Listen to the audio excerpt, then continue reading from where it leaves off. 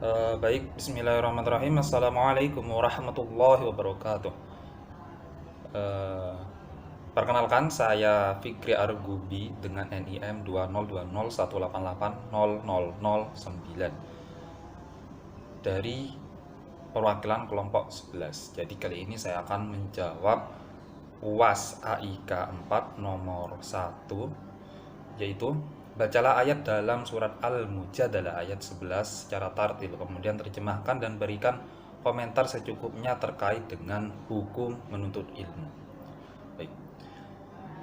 A'udzu billahi minasyaitonir rajim.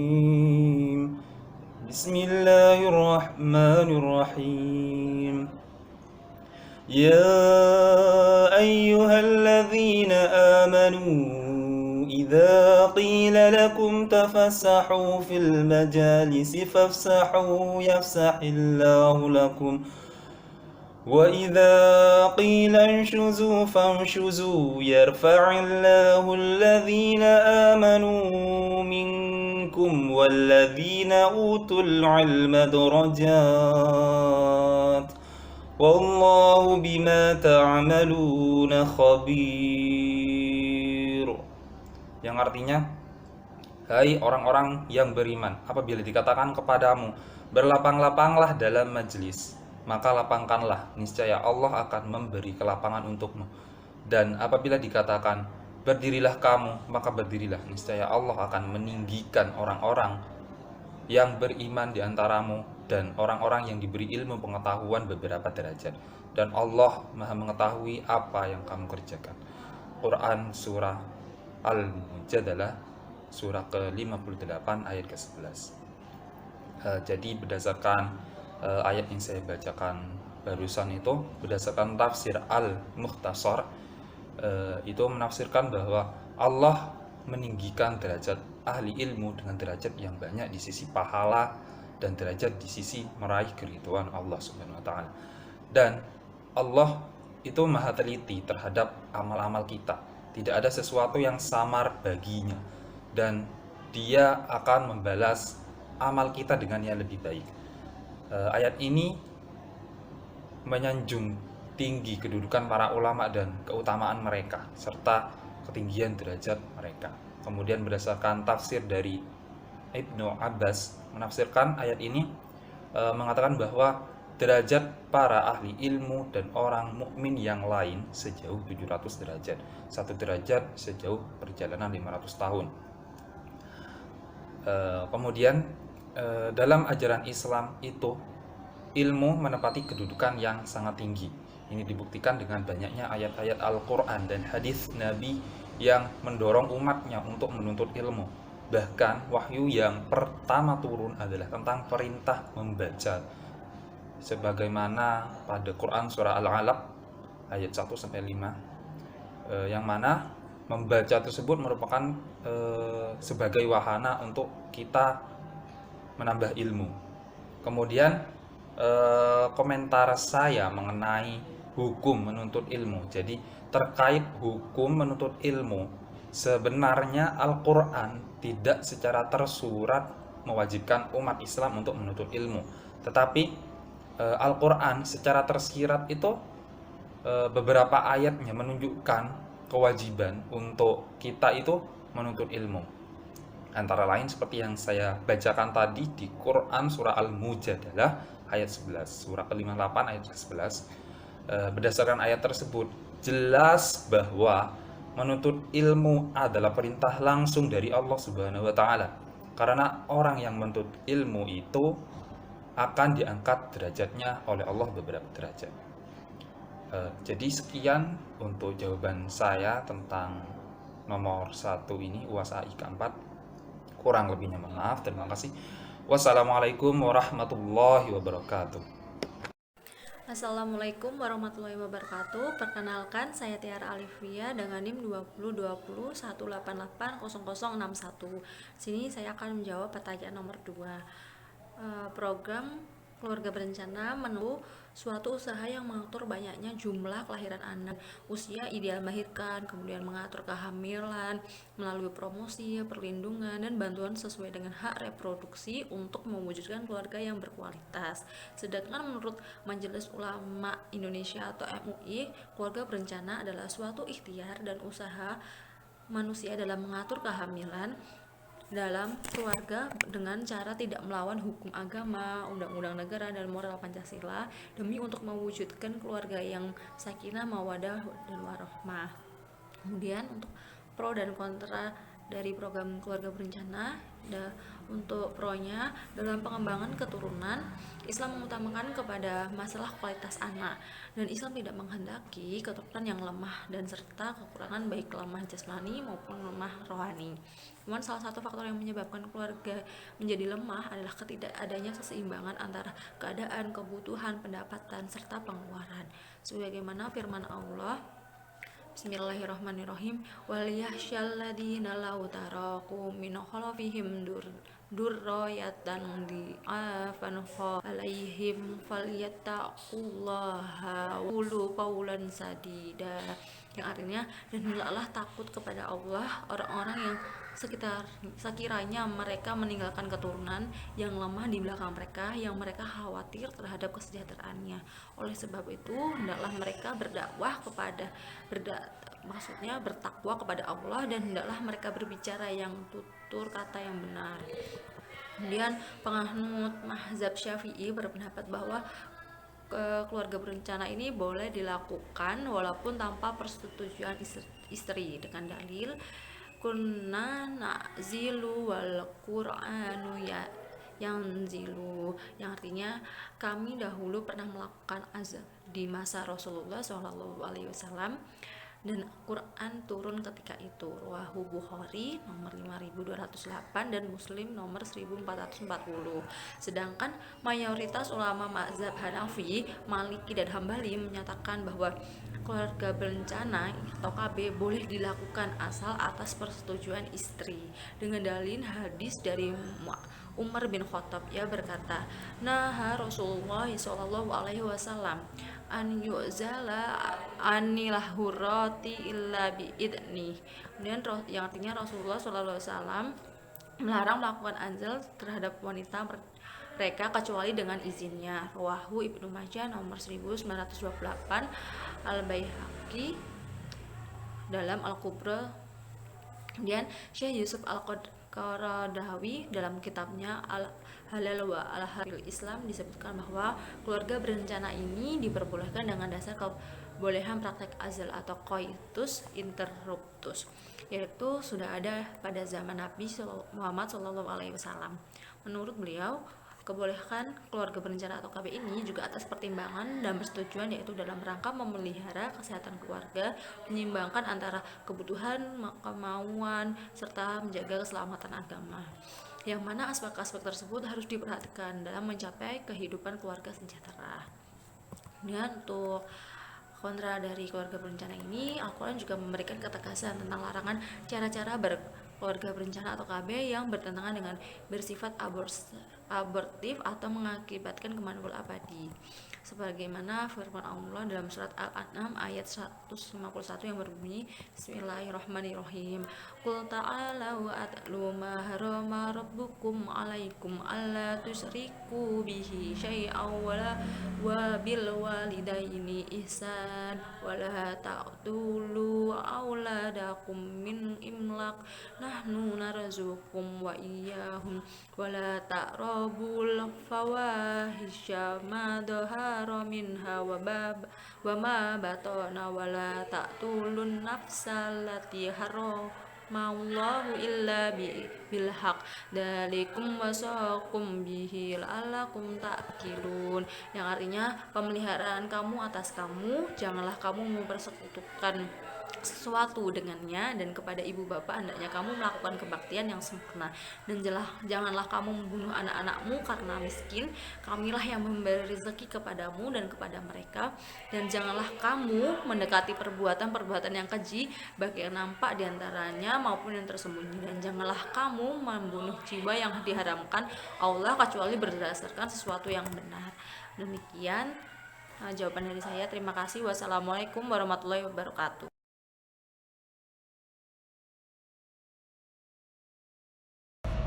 Assalamualaikum warahmatullahi wabarakatuh. Perkenalkan, saya Anisatus Masyito dengan NIM 2020181816. Saya akan menjawab pertanyaan nomor 3.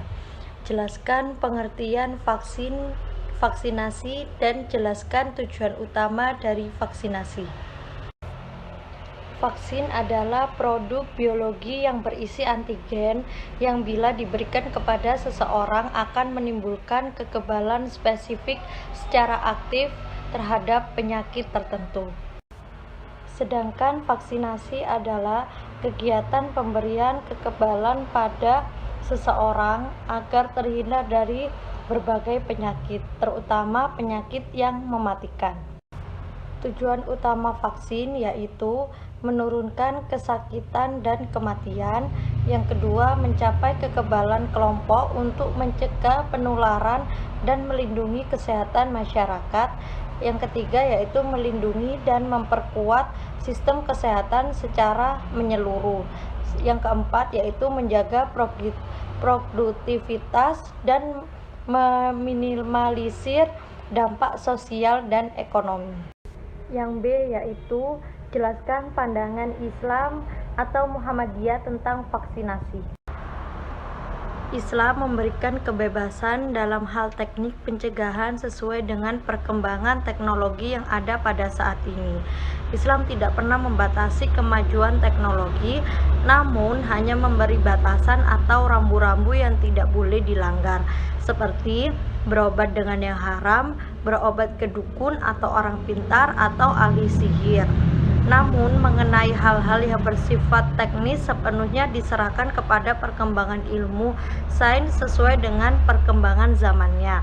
Dengan prinsip ini tidak heran bahwa para ilmuwan muslim pernah mencapai puncak kejayaan dalam hal sains tidak berapa lama setelah Nabi Muhammad SAW wafat. Namun bila ditanya adakah dalil dari Al-Quran atau hadis yang spesifik menyebutkan perlunya vaksinasi, jawabannya tentu tidak ada. Namun adanya dalil hauliyah bukan berarti vaksinasi bertentangan dengan ajaran Nabi Muhammad SAW. Hal ini adalah karena vaksinasi termasuk ranah kauniyah atau ranah ilmu pengetahuan modern yang diperoleh berdasarkan pencarian oleh manusia berdasarkan penelitian yang tekun dan seksama.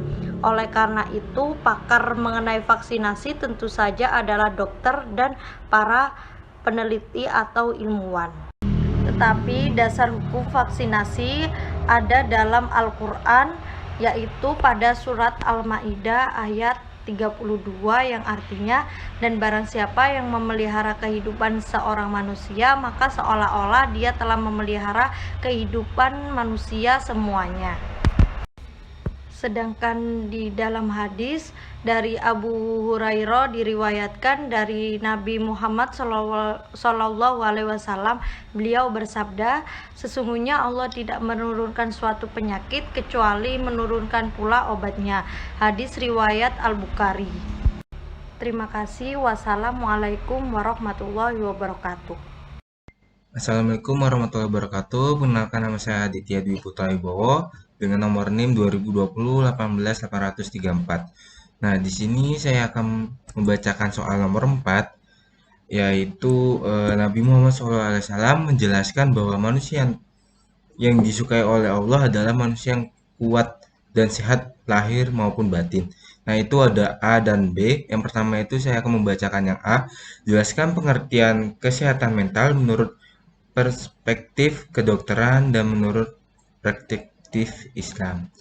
Nah, yang pertama itu yang A. Saya akan menjawab kesehatan mental dari sisi perspektif Islam merupakan suatu kemampuan diri individu dalam mengelola terwujudnya keserasian antara fungsi-fungsi kejiwaan dan ciptanya penyesuaian dengan eh,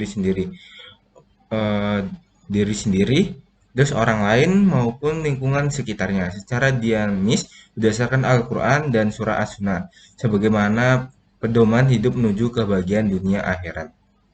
Nah, terus selanjutnya kesehatan mental atau mental health dalam perspektif kedokteran adalah suatu keadaan psikologis secara dalam menyesuaikan diri terhadap permasalahan-permasalahan yang ada dalam dirinya maupun yang berada di lingkungan dirinya dengan menunjukkan kemampuan-kemampuan potensi yang dimilikinya. Nah, selanjutnya yang B yaitu menurut saudara apa saja karakteristik mental yang sakit dan apa saja karakteristik mental yang sehat. Nah, menurut saya karakteristik mental yang sakit itu antara lain merasa sedih berkepanjangan, kadang tanpa sebab yang jelas. Terus yang kedua, mati rasa atau tidak peduli dengan lingkungan sekitar. Yang ketiga, mereka lelah signifikan, tidak berenergi dan mengalami masalah tidur. Yang keempat, sering marah, berlebihan dan sangat sensitif. Yang kelima, merasa putus asa dan tak berdaya. Yang keenam, sering merasa bingung, khawatir dan takut. Yang ketujuh, memiliki pengalaman buruk yang tidak bisa dilupakan. Yang kedelapan, mengalami delusi, paranoid atau halusinasi. Yang ke-9 merasa sulit untuk berkonsentrasi. Ke-10 merasa takut, khawatir berlebih atau dihantui perasaan bersalah. 11 perubahan suasana hati yang drastis. 12 cenderung menarik diri dari lingkungan sosial. 13 mampu mengatasi stres atau masalah sehari-hari. Dan yang terakhir 14 memiliki pikiran untuk bunuh diri. Nah, untuk selanjutnya karakteristik mental yang sehat. Nah, yang pertama itu bisa menyesuaikan diri secara konstruktif pada kenyataan meskipun kenyataan itu buruk baginya. Terus selanjutnya memperoleh kepuasan diri dari hasil jerih payah upayanya. Selanjutnya merasa lebih puas memberi daripada menerima. Secara relatif bebas dari rasa gelisah dan cemas. Selanjutnya berhubungan dengan individu lainnya dengan cara tolong-menolong saling memuaskan. Terus selanjutnya menerima kekecewaan untuk dipakaian sebagai pelajaran untuk kemudian hari, dipakai untuk kemudian hari. Nah, selanjutnya menjuruskan rasa menjuruskan rasa permusuhan kepada penyelesaian yang kreatif dan konstruktif. Nah, yang terakhir itu mempunyai rasa kasih sayang yang besar. Nah, sekian dari soal nomor 4 A dan B pada Aika. Wassalamualaikum warahmatullahi wabarakatuh. Baik, Assalamualaikum warahmatullahi wabarakatuh. Perkenalkan, nama saya Christian Wijaya dengan NIM 2020 1880063. Di sini saya akan menjelaskan tentang pengertian cloning dalam perspektif kedokteran dan jelaskan pula proses perubahannya sehingga menjadi janin dan program cloning ini. Kemudian bagaimana hukumnya cloning untuk manusia menurut pandangan Islam. Baik, yang pertama, menurut bioteknologi kedokteran, ternyata makhluk hidup bisa mendapatkan keturunan melalui proses aseksual, yaitu proses cloning. Cloning adalah suatu usaha menciptakan duplikat suatu organisme melalui proses aseksual, yakni upaya menduplikasi genetik yang sama dari suatu organisme dengan menggunakan sel telur dari inti suatu organisme tersebut, yang kemudian oleh ilmuwan teknik itu diterapkan pada manusia. Dengan kata lain, membuat fotokopi atau penggandaan dari suatu makhluk hidup melalui cara non-seksual. Istilah cloning semula digunakan dapat di dunia tanaman, yang berarti sekumpulan tanaman yang didapatkan dari pembiakan vegetatif atau pembiakan tanpa perkawinan, seperti pembiakan yang menggunakan stek atau cangkok. Kemudian cloning kemudian diartikan sebagai kumpulan organisme atau makhluk hidup, baik tanaman atau hewan, yang mengandung perangkat gen yang sama. Anak kembar berasal dari satu telur akan memiliki perangkat gen yang sama dipandang dari kesamaan perangkat gennya. Maka saudara kembar itu telur itu dianggap sebagai suatu klon yang terjadi secara alamiah. Ini merupakan isyarat teknologi ketuhanan. Kemudian secara etimologis ada dua pengertian cloning, yaitu clone cell menduplikasi sejumlah dari sebuah sel mempunyai sifat-sifat genetik identik. Kemudian clone gen atau molekular artinya segumpal salinan bersifat identik yang direlokasi dari suatu gen dimasukkan ke dalam suatu sel inang.